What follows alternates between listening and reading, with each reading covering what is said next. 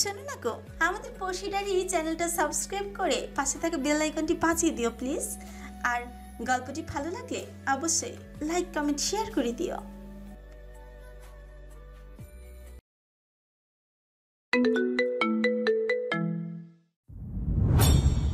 একে অপরের ভালোবাসার উষ্ণতায়। ভালোবাসা সুন্দর যদি হয় সঠিক মানুষটির জন্য, কিন্তু মানুষ বারবার ভুল মানুষকে ভালোবাসে। আজ চলে গেল আজানের কিছুক্ষণ আগেই। আইটি ভারাক্রান্ত মন নিয়ে ঘুমিয়ে পড়ল।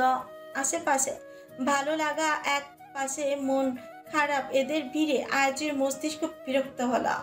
তাই নার্ভগুলোকে ঘুমানোর আদেশ দিতে স্নায়ু সমেত সবাই বিশ্রাম নিতে গেল। ঘুম থেকে উঠতে নিহাল একটি খাঁচায় করে দুটি পাখি নিয়ে এলো, সাথে একটা চিরকুট দিয়ে পড়ল। আয়াত ভাইয়া দিয়েছে। আয়ত্রী চিরকুট খুলতেই দুটো নাম পেল, যেখানে ঝকঝকে হাতের লেখায় আয়াত স্পষ্ট লিখেছে, তোমার জন্য উপহার, ভালোবাসি। আয়াত বাকিটুকু না পড়েই একটু ভাবল, লেখা কি কোথাও ভুল হয়েছে। পাখির দুটোর কিচির মিচিরে ধ্যান ভাঙতে চট করে মাথায় এলো, আয়াত পাখি দুটোর নাম দিয়েছে ভালোবাসি। আয়ত্রী পাখি দুটোর বসার দোলনা নাড়াতে নাড়াতে আনমনি বলে উঠল, ভালোবাসি। সময়গুলো কেটে যাচ্ছে আপন গতিতে, তারা তীব্র বিস্তর হাফ জিরিয়ে নেওয়া সময়টুকু নেই। ওই জন্যই হয়তো প্রবাদ বাক্য উঠেছে, সময় স্রোত কারোর জন্য অপেক্ষা করে না। চিরন্তন সত্য অথচ ভীষণ নিষ্ঠুর আর অদ্ভুত প্রকৃতির। এই অদ্ভুত প্রকৃতিটাই আয়ত্রীর বর্তমান মন খারাপের কারণ। কলেজের পুরাতন শিক্ষার্থীদের পরিণত হয়েছে তারা। সময় কখন গড়ালো বুঝতেই পারেনি, তবে যতটুকু ভাবা যায় ভালোই ছিল, খারাপ না। এই যে একটা মানুষের জন্য মন পড়ে থাকা, হুট করেই তাকে মিস করা, তাকে দেখতে ইচ্ছে করে, ছুঁয়ে দিতে ইচ্ছে করে, মাঝে মাঝে তার জন্য কেঁদে ফেলা, ব্যাপারগুলো একটু বেশি সুন্দর। হয়তো এই জন্যই ভালোবাসা সুন্দর। আয়ত্রী পিড়পিড় করে উচ্চারণ করলো, সুন্দর সুন্দর সুন্দর। এরই মধ্যে আমাদের আয়ত্রীর ভীষণ পরিবর্তন এসেছে। সে মাঝে মাঝে চটপট কমিয়ে স্থির হয়ে বসে থাকে। প্রচন্ড ঘুম কাতুরে হওয়া সত্ত্বেও কারোর জন্য অপেক্ষা করে পর্যন্ত। কখনো কখনো অপেক্ষা করতে করতে ঘুমিয়েও যায়, কিন্তু সেই ঘুমটা ততটা স্বস্তির হয় না। হুট করে ঘুম ভেঙে যায়, মন চায়, মস্তিষ্ক সজাগ হয়ে জানান দেয় তাকে কারো কথা পাঠানোর কথা ছিল। দীপ্ত গোধূলি চন্দ্রিমা কিংবা তিতাসের তীরে রোদেলা বাতাস, কোনোটি আয়ত্রীকে এই এক মুহূর্তের জন্য ভুলতে দেয় না তার প্রাণের সাথে অপর একটি প্রাণ জুড়ে আছে। বরঞ্চ এইসব কিছু নিভু নিভু আলো, ঘুম পাড়ানি কুয়াশা, রিনঝিনে বৃষ্টি, শেষ বিকেলের আবির সবটাই মনে করিয়ে দেয় তার থেকে বহু দূরে কেউ একজন আছে, যার ভালো থাকা না থাকা আয়ত্রীর জীবনটাও নির্ভর করে, যার একাংশ তার সাথে জুড়ে আছে। এই এক অনুভূতি অদ্ভুত। আয়ত্রী তা সংজ্ঞায়িত করতে পারে না, কিংবা পারা যায় না বোধহয়। তাই আয়ত্রীর মতে এসব অসংজ্ঞায়িত অনুভূতি। এই যে এত পড়াশোনার চাপ, তার মাঝে ক্লাস ফেলে আয়ত্রী বসে একা নীরবে নির্ভীতে। তার মন পড়ে আছে ভিন্ন একটা শহরের জায়গায়। আয়ত্রী পিড়পিড় করে বলা, হয়তোবা লাভ ট্রাভেলস করছি আমি। Times travels, mind travels. যেমন অ্যাডভেঞ্চারদের জন্য, তেমনি বিরহে কাতর প্রেমিক প্রেমিকাদের হৃদয়ের জন্য এই উদ্ভট কিন্তু অসংজ্ঞায়িত ট্রাভেলস, লাভ ট্রাভেলস। এর কোনো নির্দিষ্ট সীমাবদ্ধতা নেই, সময় নেই, নেই নিয়ম কানুন। এই তো আপনি খাচ্ছেন আচমকাই, এর মাঝে আপনার মনে হবে আপনার থেকে ঠিক অনেকটা দূরে আপনার একাংশ অবস্থান করছে। আপনি ঘুমাচ্ছেন কিংবা হাঁটছেন, অথচ আপনার অবচেতন মন ছুটে যাচ্ছে বহু দূরে, যেখানে গোধূলি লগ্নতা চেয়ে যাচ্ছে, কিংবা সন্ধ্যার আবছা আলো, ভোরের সতেজতা, কিংবা দুপুরের তপ্ত রোদও হতে পারে, কিংবা নিস্তব্ধ রজনী, নিকষ কালো আধার। এরই মাঝে একটা মানুষ বিস্তার করেছে আপনার হয়ে। আপনি যেখানটা অবস্থান করছেন ঠিক একই সময়ে আপনি ভিন্ন প্রান্তে অবস্থান করছেন অন্য কারো প্রতিনিধিত্বে। তার মন ও মস্তিষ্কে ভর করে অন্য এক প্রান্তের বায়ু থেকে শুরু ধূলিকণার মাঝে আপনি বিচরণ করছেন। ব্যাপারটা সুন্দর না? আয়ত্রীর এখনো ঠিক তেমনটাই হচ্ছে। তার মন বিচরণ করছে বহুতল একটি ভবনে, যেখানটায় সবাই বেশ ব্যস্ত আর গম্ভীর। এরই মধ্যে একটা সাজানো গোছানো রুমে ব্যস্ত ভঙ্গিতে আয়াত কাজ করে চলেছে। মাঝে মাঝে কপালে সূক্ষ্ম ভাঁজে সৃষ্টি হচ্ছে। কাজ করে এক পর্যায়ে সে হাঁপিয়ে উঠছে। বাইরের দিকে উদাস দৃষ্টিতে তাকিয়ে কিছু একটা ভাবছে। কি ভাবছে? আয়ত্রীর কথা। আয়ত্রীর মন বিষিয়ে উঠল। তার কথা তো মোটেও ভাবছে না। তা না হলে আজ 3 দিন হতে চললো আয়ত্রীর সাথে ঠিক করে কথা বলছে না। তার রাজ্যের সব ব্যস্ততা, এরই মাঝে কারো খবরাখবর জানার সময় কোথায়? আয়ত্রীর ভীষণ খারাপ লাগছে। আয়তের কাছে তার অবস্থান এইরূপ মেনে নিতে পারছে না সে। তাকে ছাড়া লোকটা দিব্যি আছে, ব্যাপারটা মেনে নিতে পারছে না আয়ত্রী।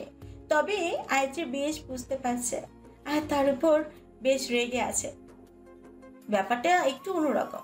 শাওন আর আরেকটা ছেলেকে নিয়ে আগে দুজনের পরিচয় পর্ব সেরে ফেলা উচিত। শাওন আয়ত্রীর ছোটবেলার ফ্রেন্ড। তা ছোটবেলায় পর্যন্ত সীমাবদ্ধ ছিল। আয়ত্রীকে নিরুপমা তেঁতুল খেতে দিত না, এর কোনো সঠিক কারণ আয়ত্রীর জানা নেই। তবে আয়ত্রীর ধারণা তার ব্রেন এর ধারণ শক্তি লোপ পাবে ভেবেই দিত না। শাওনদের প্রকাণ্ড এক তেঁতুল গাছ ছিল, তাই সে কাঁচা পাকা থেকে শুরু করে তেঁতুলের আচার পর্যন্ত আয়ত্রীর জন্য নিয়ে আসতো। এই জন্য তাদের ভালোই বন্ডিং ছিল। মাধ্যমিকে যোগাযোগ ছিল না, কলেজে এসে দেখা পূর্ব পরিচিত, তাই শাওন আগ বাড়িয়ে কথা বলে। আয়ত্রী বেশিরভাগ সময় এড়িয়ে চলে। যখন জনসম্মুখে এমন প্রশ্ন করে বসে তখন বাধ্য হই দু একটা উত্তর দেয়। আরেকজন নওশাদ। নওশাদ পূর্ব পরিচিত কেউ নয়, কলেজে এসে ছেলেটাকে দেখেছে ওরা। তাদের ক্লাসের টপার বললেই চলে। কাজ হচ্ছে সারাদিন বইয়ে মুখ গুজে থাকা। সেদিনই আয়ত্রী খাচ্ছিল, নওশাদ এসে আয়ু আয়ু করতে লাগলো। কি আজব, দুজনকেই খাবার খাওয়ার সময় তাতে টপকাতে হবে কেন? আয়ত্রী গোগ্রাসে গিলতে না পেরে দাঁত কিরমির করতে থাকে। এরপরও হাতাগুলো বোঝে না। এই নিয়ে বন্ধু মহলে আয়ত্রীর কেমন পচানিতে খেতে হয় তা খানিক সবুর করলে বোঝা যায়। সারাদিনের ঘটনাগুলো আয়ত্রী আয়াতের সাথে শেয়ার করে, এদেরটাও শেয়ার করলো। শুনেই আয়াত তেমন কিছু বলেনি, চুপচাপ হয়ে গেছে।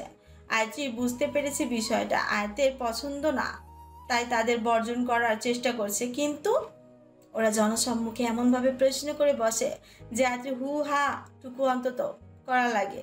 আয়ত্রীর ধারণা আয়াত হয়তো এ নিয়ে রেগে আছে। একরাশ বিষণ্ণতা আয়ত্রীকে ঘিরে ধরল। একের পর এক ক্লাসের সমাপ্তি ঘটলো, ছুটির ঘন্টা বেজে উঠলো। আয়ত্রীর মন খারাপ বাড়লো, বই কমলো না।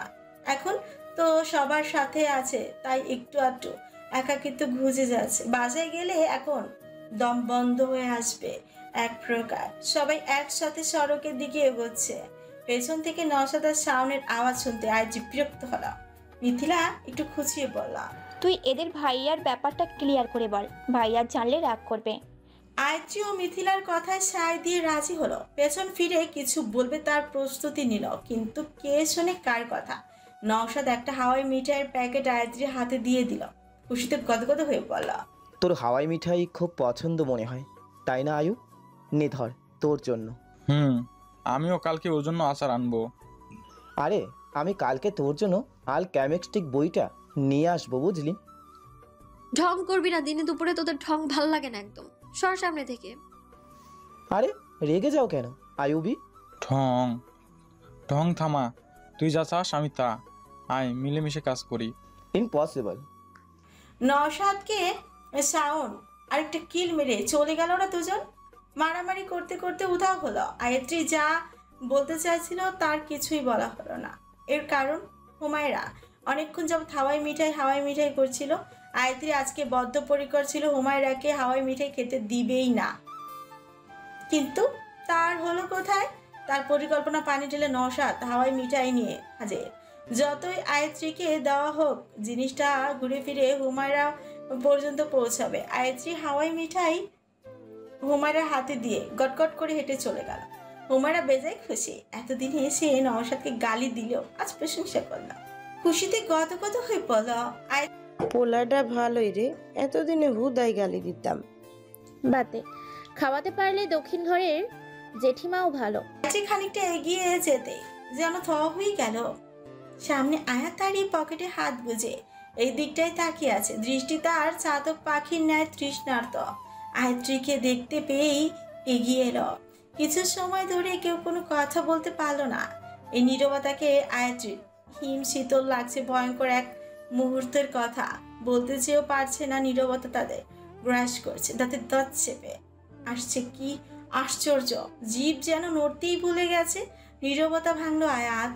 আয়াত্রী হৃদয় সমুদ্রে তীব্র গর্জন তুলে সে বলে উঠল, মেন্টালি আমি জিরো হয়ে আছি, দম বন্ধ হয়ে আসছে আমার। I want to hug you tightly. আয়াত্রী খানটা চমকে উঠল।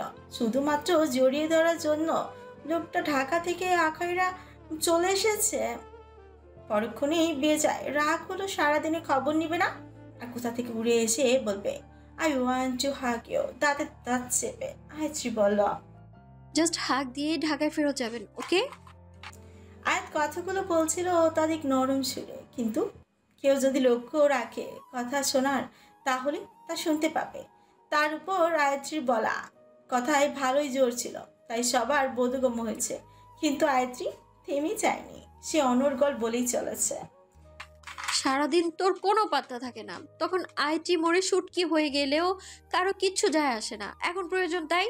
আয়াত বাকি এটুকু বলতে দিল না, হুস শব্দ করে আয়াত্রী হাত আঁকড়ে ধরল। নিশ্চয়ই তুমি চাও না আমি রাস্তায় পাবলিকেরই তোমায় জড়িয়ে ধরি। আমার কোনো সমস্যা নেই কিন্তু। আয়াত্রী যেন বিষম খেলো লজ্জায়। তার কান ক্রমশ গরম হচ্ছে। পেছনে বান্ধবীর সবটাই শুনতে পাচ্ছে। ভেবে মাটি ফেলে ঢুকে যেতে ইচ্ছে করছে। বান্ধবীরা একসাথে যত যাই বলুক লাগামহীন কথাবার্তা, কিন্তু এই ব্যাপারটা বিশ্রী। আয়াত পেছনে সবাইকে উদ্দেশ্য করে মিষ্টি হেসে আয়াত্রীকে টেনে নিয়ে যেতে লাগলো। আয়াত্রী ওদের দিকে তাকিয়ে যাই এইরূপ ভঙ্গিতে ঘাড় কাত করল। সুমাইয়া মিথিলার গা ঘেঁষে দাঁড়িয়ে বাহুতে মাথা ঠেকালো, গালে হাত রেখে পড়ল, how romantic, just for a hug ভাইয়া। ঢাকা টু আখড়া চলে এলো। হ্যাঁ, ব্যাপারটা কেমন না? ওনার মনে হলো এই মুহূর্তে বউকে জড়িয়ে ধরা চাই, আর উনি সব ফেলে চলে এলেন। ব্যাপারটা সুন্দর। জাস্ট ফর এ হাগ, কিন্তু ভেতরে ভেতরে আমার আয়াত ভাইয়াকে বেশ দায়িত্ববান মনে হয়। আয়াত্রী এখন ভালো করে পড়ছেও। হ্যাঁ, আমাদের মধ্যে তো শুধু তুই আর ঝুমু নিজের ইচ্ছাই পড়িস। আমি সুমু হোমু ইতি পড়ি ঠেকাই পড়ে, আর আয়ত্রী এখন পড়ে ভাইয়ার চাপে পড়ে। মিথিলার কথা সবাই একটু হাসল। ঝুমু বলল, এটা সুন্দর, দায়িত্ববান লাইফ পার্টনার কি বেস্ট। আমি চাই আমার পার্টনার আমার চেয়ে বেশি অ্যাভালিটিক হোক, পার্সোনালিটি থেকে শুরু করে সব দিক দিয়ে। হুমায়রা ইতু এক চোখে বলে উঠল, ও। ঝুমু কপাল চাপড়ালো। মুগ্ধতায় পড়ে ভুল জায়গায় ভুল কথা বলে ফেলেছে। এখন আনলিমিটেড পৌঁছাবে হলো, তাই পুরো রাস্তা তিশা তাকে খোঁচাতে খোঁচাতে গেল। বিশাল আকার ঝিলের পাশে বাঁধানো ইটের রাস্তায় আয়াত গাড়ি পার্ক করল। আয়াত্রী নিচ থেকে নেমে পড়ল। তারা একটা তৃণভূমিতে এসেছে। পাশে বিশাল আকার ঝিল, তাতে বড় বড় শাপলা পাতা ভাসছে, তবে ফুল নেই তাতে। এখন বর্ষা চলছে না, ঠিক বর্ষাও না। আয়াত্রী আয়াতকে দেখার জন্য পেছনে ফিরতেই আয়াত তাকে জড়িয়ে ধরল খুব শক্ত করে। আয়াতটি আকস্মিক আক্রমণে একটু ফরকে গেল, কিন্তু আয়াতের তাতে কোনো হেলদোল নেই। আয়াত্রী আস্তে করে আয়াতের পিঠে হাত রাখল।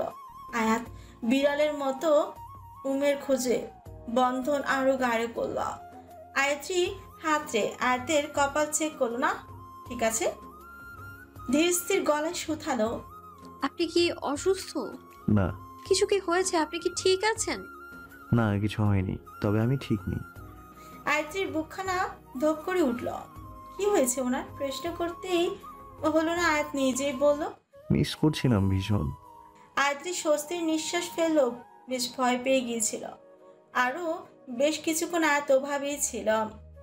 অতঃপর সোজা হয়ে দাঁড়িয়ে আয়াত্রীর মুখখানা নিজের আঁজলায় পুড়ে নিয়ে দেখতে লাগলো। আয়াত্রী ভীষণ অস্থির হচ্ছে আয়াতের আচরণে। আয়াত তাতে মাথা না কামিয়ে আয়াত্রীর হাত দুটো মুঠোবন্দি করে নিল, তাতে উষ্ঠদয় ছোঁয়ালো। কিছুক্ষণ শক্ত করে ধরে রাখলো যেন হারিয়ে না যায়। এত কিছুর পরও সে স্থির হলো। একদম আগের মতো আগের আয়াত ফিরে এলো। পকেটে থেকে দুমড়ে মুচড়ে যাওয়া লাল গোলাপ বের করে আয়াত্রীকে দিয়ে বলল, আজকের এই দিনে আমাদের বিয়ে হয়েছিল, একসাথে থাকার 1 বছর পূর্ণ হলো। আয়াত্রী কিছুটা অবাক হলো। আজকের দিনটা সে কিভাবে ভুলে গেল? পরক্ষণে মনে হলো ভুলে ভালোই হয়েছে, তা না হলে এত সুন্দর মুহূর্ত পেত বুঝি। অতঃপর তারা বসে পড়ল তৃণভূমিতে। আয়াত অল্প কিছুক্ষণের মধ্যেই আয়াত্রীর কোলে মাথা রেখে শুয়ে পড়ল। আয়াত্রী মাথা ব্যথা বুঝতে পেরে সন্তর্পণে আয়াতের মাথা টিপে দিতে লাগলো। পরের সবটা স্বপ্নের মতো সুন্দর। তারা ভালোবাসলো, হাসলো, অভিমান করলো। তাদের সবচেয়ে ভালো অভিজ্ঞতা এবং খারাপ দুটোই একে অপরের কাছে বিশ্লেষণ করলো। আয়াত এক পর্যায়ে বলল, আমার খুব চিন্তা হচ্ছে আয়ত্রী। কি হয়েছে? জায়ানের বিয়ে, তাতে আমার পুরো পরিবার থাকবে, ফুল প্যাকেজে যাকে বলে। মিথিলার কাছ থেকে জানলাম তোমার পরিবারও থাকবে। আমি ভয় পাচ্ছি তারা সামনাসামনি না হয়ে যায়, এর ছুতোয় আমাদের আলাদা না হওয়া লাগে। আয়াত্রী কিছুক্ষণ নীরব থাকলো। অতঃপর আয়াতের হাত খুব শক্ত করে ধরে বলল, যত যাই হোক আপনাকে ছাড়ছি না, ভালোবাসি যে ভীষণ। আয়াতের বুক থেকে ভারী পাথর নেমে গেল। মনের আকাশে ফিরল ভালোবাসার প্রজাপতিতে। বড় ধরনের তোড়জোড় চলছে মাহির বিয়ের। মিথিলার সব বন্ধু বান্ধবকে দাওয়াত দেওয়া হয়েছে। আয়াত একটা অদ্ভুত কাজ করেছে। কাজটা অদ্ভুত না সুন্দর, শুধুমাত্র আয়াত্রীর কাছেই অদ্ভুত ঠেকছে। সে বিয়ের দিনের জন্য কাপল শাড়ি আর পাঞ্জাবি নিয়েছে।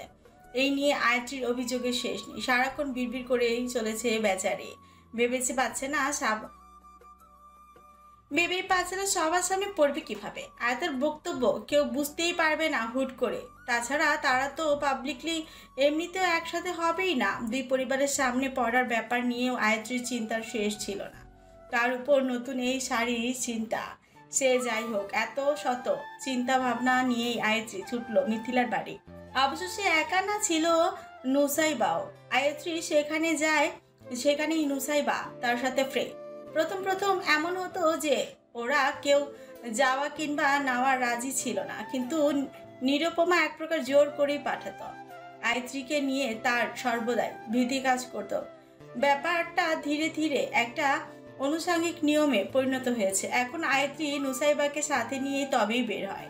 তাই ওদের বন্ধু মহল নুসাইবা সবাই নাম দিয়েছে আয়াত্রীর পকেট। সবাই নুসাইবার নাম দিয়েছে আয়াত্রীর পকেট। পরবর্তীতে দেখা গেল যে নুসাইবা তেমন কোনো ঝামেলা করছে না, বরং সে এক কোণে চুপচাপ বসে থাকছে। তারা সকলে যে হই হুল্লোড় করছে, গালবাজি করছে, তাতে কিছুই বলছে না। বাসায় গিয়েও কোনো রকম অভিযোগ করেনি। তখন থেকে নুসাইবা হয়ে গেল ভালো পকেট। নুসাইবাকে ওরা সবাই আদর করে। দেখতে দেখতে দিন কেটে গেল, সন্ধ্যা নামলো। বাসাভর্তি মেহমান। মিথিলার মা ভীষণ ব্যস্ত। বড় মেয়ের বিয়ে বলে কথা, কোনো প্রকার ত্রুটি থাকা চাই না। সন্ধ্যা নামতে এই বাড়ি কান্না অন্যরকম রূপ ধারণ করলো। নীল লাল ফেরি লাইটে ঝলমল করছে চারিদিক। বিয়ে বাড়ির আমেজে পরিপূর্ণ চারিপাশ। মেয়েদের মধ্যে এখনই সাজগোজ নিয়ে ব্যস্ততা পড়ে গেছে, আর মা কাকিদের হাফ জিরানোর সময়টুকুও নেই। সবার মাঝে কাজের ধুম পড়েছে। আয়াত্রীরাও সাজগোজ নিয়ে ব্যস্ত হয়ে পড়লো। মাইকে সাজানোর দায়িত্ব ওর বান্ধবীদের। সবাই নিজের স্টাইল চুজ করছে। মিথিলা হলদে শাড়ি নিয়ে নুসাইবাকে পরাতে লাগলো। একবারই হয়নি, শাড়ি পরার নিয়ম 3 বারেই বদল করতে হয়েছে। শেষবারেরটা পছন্দ হতেই যে যার মতো মাথা নাড়ল। ঝুমু বলল, নুসুকে তোর সুন্দর লাগছে। মিথিলা মেকআপ করিয়ে দিতে দিতেই বলল, চুল কার হাতে বাঁধবে সে? হুমায়রা বলল, আয়াত্রীকেই। সাজানো কমপ্লিট হতেই আয়াত্রী নুসাইবার চুল বেঁধে দিল। ওদের 2 বোনের চুলই লম্বা। নিরুপমার চুলও এইরূপ। তবে আয়াত্রী আর নুসাইবার লম্বা চুলের ফার্স্ট ক্রেডিটটা নিরুপমার। তাশরিফ সাহেবও বেশ যত্নশীল এ ব্যাপারে। চুল বেঁধে দিয়ে মাথায় একটা জর্জেটের সেফটি শিফন ওড়না জড়িয়ে দিল আয়াত্রী। নুসাইবাকে সত্যি দারুণ লাগছে। সুমাইয়া বলল, ইস, আজ সবার দৃষ্টি একা নুসু বেবিই কাটবে, আমাদের আর আশাবাসা রইল না। সাজগোজ শেষে নুসাইবা বসে রইল। মিথিলার ছোট বোন মুস্কানের জন্য কাছাকাছি বয়সের বিধায় তাদের ভালোই সক্ষতা গড়ে উঠেছে। ছোটদের সাজানোর মতো মস্ত বড় দায়িত্ব শেষ হতেই সবাই হাঁপ ছেড়ে বাঁচল। এবার নিজেদের পালা। মেয়েরা সাজসজ্জা নিয়ে ভীষণ সংবেদনশীল, কাজে এখন সবার মাঝে চাপা উত্তেজনা কাজ করছে। এক্ষেত্রে আয়ত্রী ভিন্ন, সে তৈরি হচ্ছে হেলে দুলে। সাজতে গেলে মেয়েরা দিন দুনিয়া ভুলে বসে, কথাটি সত্য প্রমাণিত করে। সময় ভীষণ এগিয়ে চলল। কনিকে স্টেজে উঠানো হলো।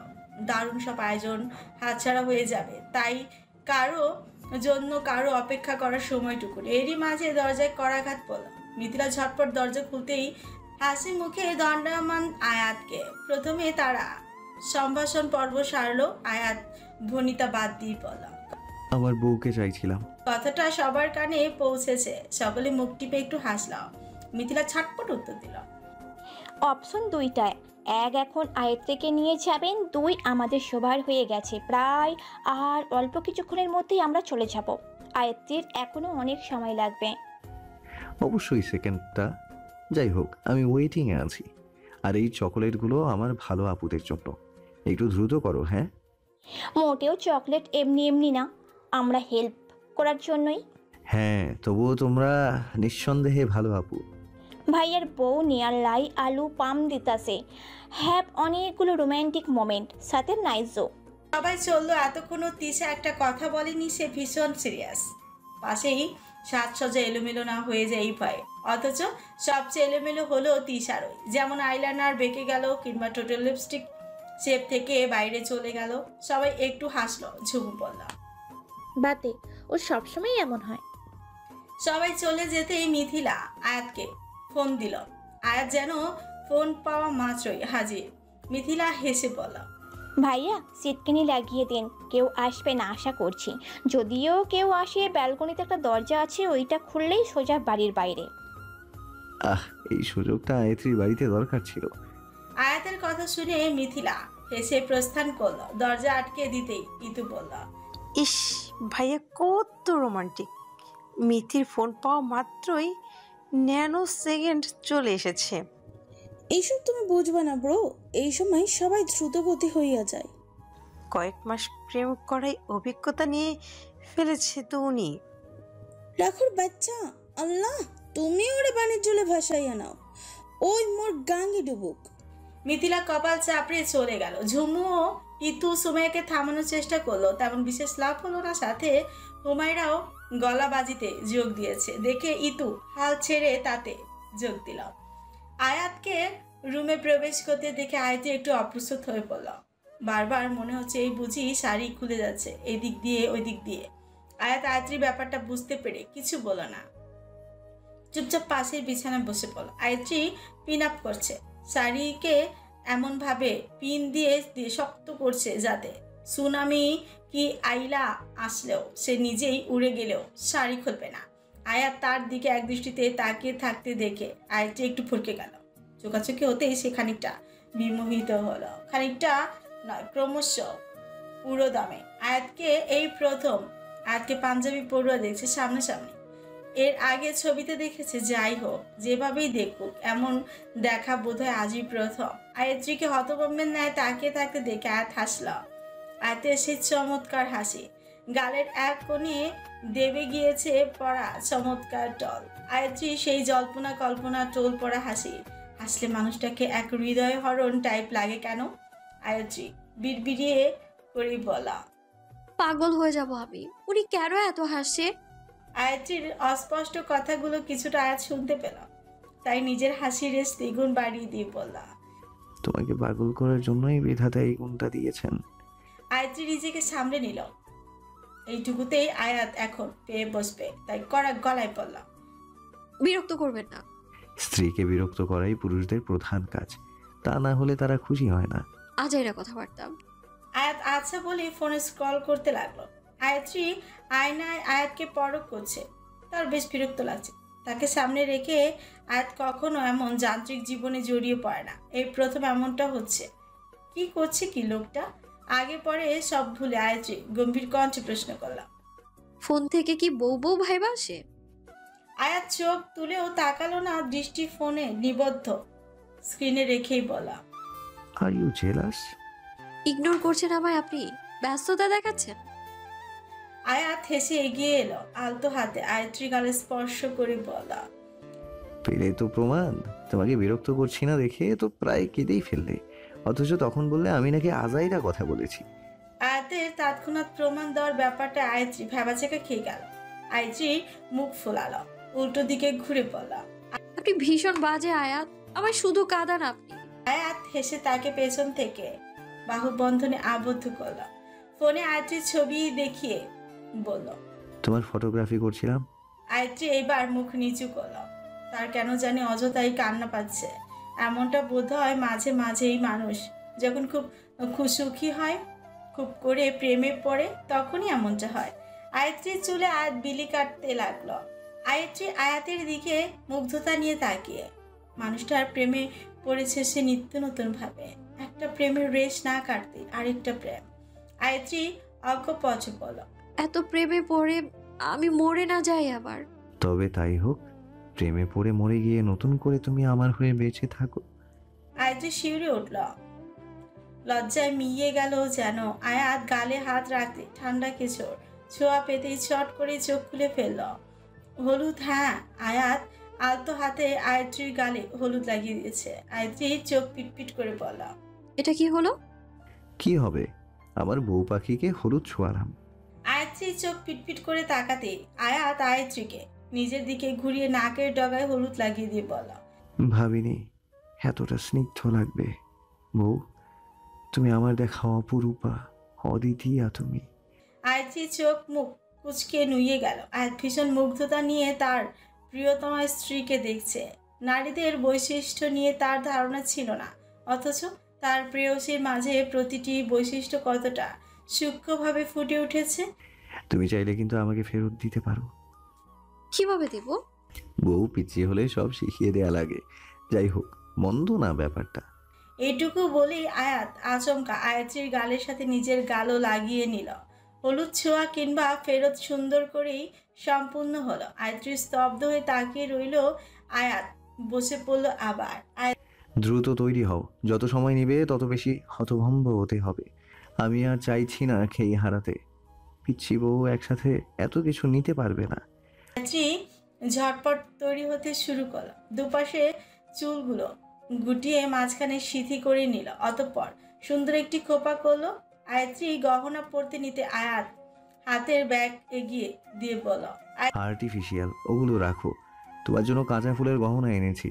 বউয়ের জন্য পাঠানো ঢালার লিস্ট নিয়ে গিয়েছিলাম, তখন ভাবলাম আমার পিচ্ছি বউটার জন্যও নেই। আয়াত্রী হেসে একটা টিকলি সিথিতে লাগালো। খোপায় গাজরা লাগাতে গিয়ে বেগ পেতে হলো। আয়াত তখনই গাজরা নিয়ে পরিয়ে দিল নিজেই। তুমি বেনুনি পাকাও না আয়ত্রী? করি তো। পেছন থেকে করতে পারো? হ্যাঁ, মাঝে মাঝে আম্মু করে দেয়। আব্বু? তাই? হ্যাঁ। আমাকে শেখাবে? আয়াত্রীর মুগ্ধতা থমকে গেল যেন। সে মনে মনে একটু আগেই এমনটা চাইছিল। কি দেবে না? আমিও আমার বউটাকে বেনুনি গেঁথে দেব। আপনি মিস্টার পারফেক্ট। কাজল পড়বে না? আয়াত্রী দু চোখ গাঢ় করে কাজল আঁকলো। আয়াত আবারও চট করে বসে পড়ল। আয়াত্রী মাথায় একটা ওড়না চাপিয়ে সাজ কমপ্লিট করে আয়াতের দিকে ফেলল। আয়াত যেন বজ্রহত হলো। তার গলা ক্রমশ শুকিয়ে আসছে। নিজেকে শুধালো, কন্ট্রোল আয়াত কন্ট্রোল। ঠোঁট ভিজিয়ে পড়ল, এত ডার্ক লিপস্টিক কেউ দেয়? বেশি বাজে লাগছে?